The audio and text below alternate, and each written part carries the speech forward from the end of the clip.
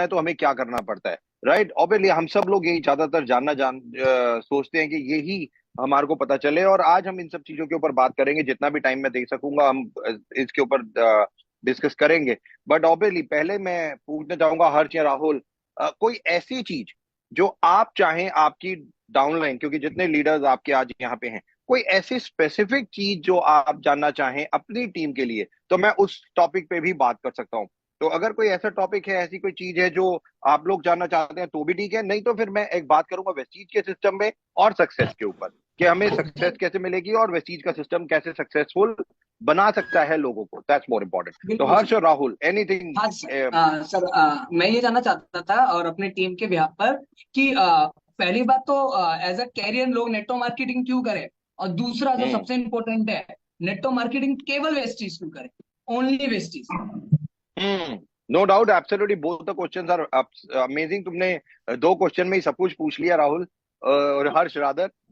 तो जो सबसे ज्यादा इंपॉर्टेंट है, वेस्टीज एज अ कैरियर क्यों करें, और मेजरली वेस्टीज को ही क्यों लें, और डायरेक्ट सेलिंग में भी क्यों आए, मतलब जॉब ना करें या कुछ और ना करें। तो कुछ चीजें आज मैं आपको बताना चाहूंगा। कल की हेडलाइन न्यूज थी कि इंटेल ने 16,000 लोगों को एक दिन में निकाल दिया। 16,000 पीपल, और वो सारे यूथ थे आप जैसे, जिनके माँ बाप ने बहुत मेहनत करके पढ़ाया होगा, और पढ़ाने के बाद, और आप लोगों ने भी बहुत मेहनत की होगी, कोई ग्रेजुएट होगा, कोई पोस्ट ग्रेजुएट होगा, और किसी को नौकरी मिली होगी, कोई कंप्यूटर में होगा, कोई कुछ होगा, कोई कुछ होगा, और कंपनी ने 1 मिनट नहीं लगाया। 16,000 पीपल, इन्फोसिस से लेके, अगर मैं बात करूं कितनी कंपनीज की आज की डेट में एम्प्लॉयमेंट जितना मुश्किल है, हम सब लोग जानते हैं। बट एम्प्लॉयमेंट कितना मुश्किल है मैं उसके बारे में बात नहीं करूंगा। वाई डायरेक्ट सेलिंग बहुत इंपॉर्टेंट क्यों है, ये सबसे ज्यादा इंपॉर्टेंट है। हम सब लोग जानते हैं कि इंडिया के बारे में, हम लोग नंबर 1 पॉपुलेशन वाली कंट्री बन चुके हैं दोस्तों। हमने 140 करोड़ से ज्यादा की पॉपुलेशन है, और इस बार जो इलेक्शंस हुए उसमें तकरीबन 96 करोड़ लोगों ने वोटिंग राइट थे। 96 करोड़। अगर मैं बात ऑन एन एवरेज बात करूं 100 करोड़ की, तो मैं आपको कुछ आंकड़े अगर दूं कि आज की डेट में तकरीबन 18 से, ये गूगल पे जाके आप चेक कीजिएगा, 18 ईयर्स, जब एक बच्चा 12वीं पास करता है, ग्रेजुएट होता है, 21 साल का होता है, और 22-23 साल से पोस्ट ग्रेजुएट भी होता है, 23-24 साल में पहुंच जाता है। 25 साल से लेके, अगर मैं बात करूं 36 साल या 25 साल से 35 साल, ये जो 10 साल, ये जो एज होती है जहां पे उसे कुछ चाहिए होता है, आपको पता है तकरीबन 20 करोड़ से ज्यादा लोग इस केवल 10 साल के ब्रैकेट में है, यूथ, जिनको आज कोई एम्प्लॉयमेंट कुछ ना कुछ चाहिए। और सबसे बड़ी बात है कि इंडिया आज एक यंगिस्तान है, यंग इंडिया है। 65%, 140 करोड़ में 65% पॉपुलेशन जो 35 साल से कम उम्र की है दोस्तों। 35 साल से कम उम्र की, यानी कि अगर 65% भी मैं लगा रहा हूँ, टू बी प्रिसाइज 68% या 70% भी लगा लूं, तो 140 करोड़ का अगर 70% भी लगाऊं, ऑन एन एवरेज मैं बात कर रहा हूँ 90 करोड़ की, और जिसमें 20 साल से कम उम्र के लगा हटा दूं, तो भी 30-40 करोड़ लोग जिनको आज एम्प्लॉयमेंट की जरूरत है। इंडिया इतनी बड़ी कंट्री है, और यंग आज एक नेशन है। और हम सब लोग जानते हैं, गवर्नमेंट हो या प्राइवेट सेक्टर हो, जहां पे आज एम्प्लॉयमेंट, गवर्नमेंट की जॉब्स तो आपको भी पता है, सबको पता है कि नहीं है। प्राइवेट सेक्टर में क्या हाल हो रहा है, बड़ी से बड़ी companies, jet Airways, Infosys, Intel, आप बड़ी से बड़ी companies, even TCS, the world की जो सबसे बड़ी कंपनीज भी हैं, वो भी आज एम्प्लॉय नहीं कर रही, रादर रिट्रेच कर रही, रिट्रेच कर रही हैं लोगों को, थैंक यू कह रही हैं। और हम सब लोगों ने देखा कोविड, हम सब लोगों को पता है अभी जो एक अलग प्रकार की बीमारी पूरे वर्ल्ड में आई, और किसी को कुछ नहीं पता था इसके बारे में। What next? नो डाउट एक ऑनलाइन चैप्टर खुला 2021 के बाद, कोविड के बाद, 2020 के बाद एक नया चैप्टर इंडिया में खुला ऑनलाइन, और बहुत सारी चीजें आज ऑनलाइन हम लोग कर रहे हैं, रादर अभी भी हम लोग यही ऑनलाइन कर रहे हैं जो ऑनलाइन हमें रीच देती है। बट भारत सरकार ने 2014 के बाद कुछ चीजों पे काम करना शुरू किया। डायरेक्ट सेलिंग में आपको बताऊं तो 1995 एंड में इंडिया में आ चुकी थी दो कंपनीज, एक इंडियन कंपनी और एक मल्टीनेशनल कंपनी, स्वीडिश कंपनी थी, जिन्होंने, दो कंपनीज ने इंडिया में डायरेक्ट सेलिंग को शुरू किया। और जब ये दो कंपनी 1995 में शुरुआत हुई, 1996 से उन्होंने बहुत तेजी से काम करना शुरू किया। और ये डायरेक्ट सेलिंग उस वक्त, मतलब उस लेवल पे नहीं था, और 2016 तक तो दोस्तों इसके ऊपर कोई गाइडलाइंस या लॉ भी नहीं था। हिंदुस्तान में ये इंडस्ट्री चल तो रही थी, पर 2016 तक कोई चीज, कोई सरकार इसके ऊपर बात नहीं करती थी, कोई कोई कुछ चीज नहीं होती थी। 2014 के बाद इसके ऊपर काम करना शुरू किया और 2016 में पहली बार इसकी गाइडलाइंस आई। गाइडलाइंस कि किस तरीके से इस इंडस्ट्री में लोगों को काम करना है।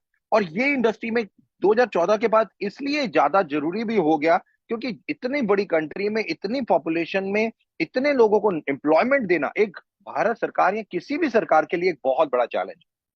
2019 के बाद अगर आप देखेंगे, हमारे खुद प्राइम मिनिस्टर ने आत्मनिर्भर होने का हम सब लोगों को बोला, और जो सबसे इंपॉर्टेंट चीज थी आत्मनिर्भर यानी कि सेल्फ डिपेंडेंट, इंडिपेंडेंट होना, किसी के ऊपर डिपेंडेंट नहीं रहना।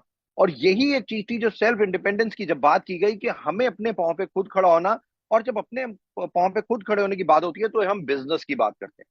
बिजनेस की जब हम बात करते हैं तो अगर इंडिया में देखें कि हम मैन्युफैक्चरिंग यूनिट, फैक्ट्रीज भी लगा सकते हैं, बहुत सारे बिजनेस कर सकते हैं, बट बिजनेस करने के लिए एक बहुत बड़ी कैपिटल की जरूरत होती है। हम कोई भी छोटे से छोटा बिजनेस, दुकान भी खोलेंगे, कुछ भी खोलेंगे, उसमें कैपिटल की जरूरत होती है।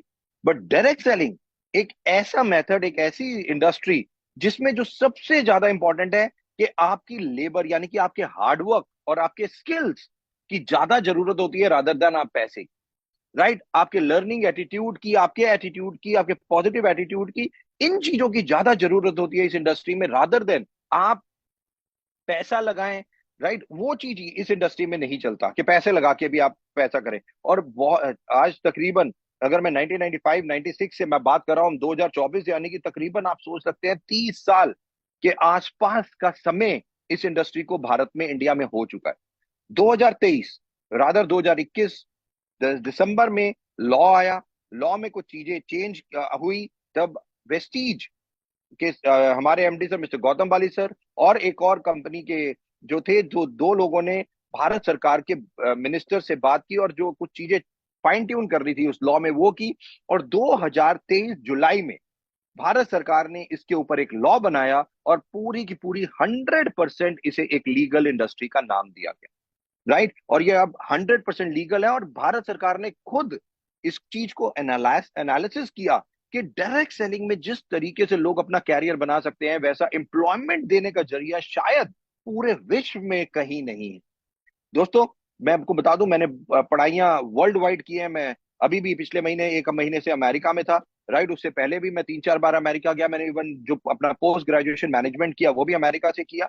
और मैं इवन डायरेक्ट सेलिंग को बहुत ज्यादा नॉलेज यानी कि बारीकियां जानने की उस इंडस्ट्री में कोशिश की। मैं खुद इस इंडस्ट्री में बहुत लंबे समय से हूँ। राइट, मे बी शायद यहाँ पे कई लोग ऐसे हो जिनकी उम्र भी उतनी नहीं है जितना मेरा एक्सपीरियंस शायद डायरेक्ट सेलिंग में हो। राइट, बट और इस डायरेक्ट सेलिंग में मैंने इन सालों में बहुत कुछ देखा। मैंने इंडिया में ही नहीं, वर्ल्ड वाइड लोगों को देखा कि जो अपने पॉजिटिव एटीट्यूड या अपने स्किल्स के कारण, लर्निंग एटीट्यूड के कारण टैक्सी ड्राइवर थे या नॉर्मल चीज, नॉर्मल बेसिक लोग थे, और आज वो मंथली 50 लाख, 1 करोड़, मतलब इंटरनेशनली मैं बात करूं तो 5 5 10 10 करोड़ रुपए भी महीना कमाते। राइट, इसी इंडस्ट्री से उन्होंने हेलीकॉप्टर्स लिए, बंगलो लिए, फरारी से लेके कैसी कैसी रोल्स रॉयस गाड़ियां ली वर्ल्ड वाइड, आप लोग सोच नहीं पाए। इंडिया में ये इंडस्ट्री बहुत बाद में आई, बट वर्ल्ड वाइड अगर देखें तो ये इंडस्ट्री को तकरीबन 80 साल से ज्यादा का समय हो चुका है। टू बी प्रिसाइज 90 साल के आसपास ये इंडस्ट्री हो चुकी है, 1947 से कहा जाता है। और डायरेक्ट सेलिंग का मतलब ये है डायरेक्ट, डायरेक्ट टू कंज्यूमर।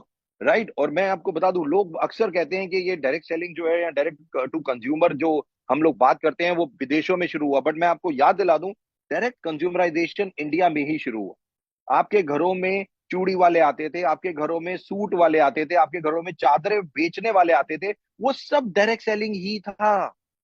वो सब डायरेक्ट सेलिंग था, बट हाँ, उसमें एक कमर्शियल एंगल नहीं था। कमर्शियल एंगल यानी कि पे आउट, यानी कि मनी।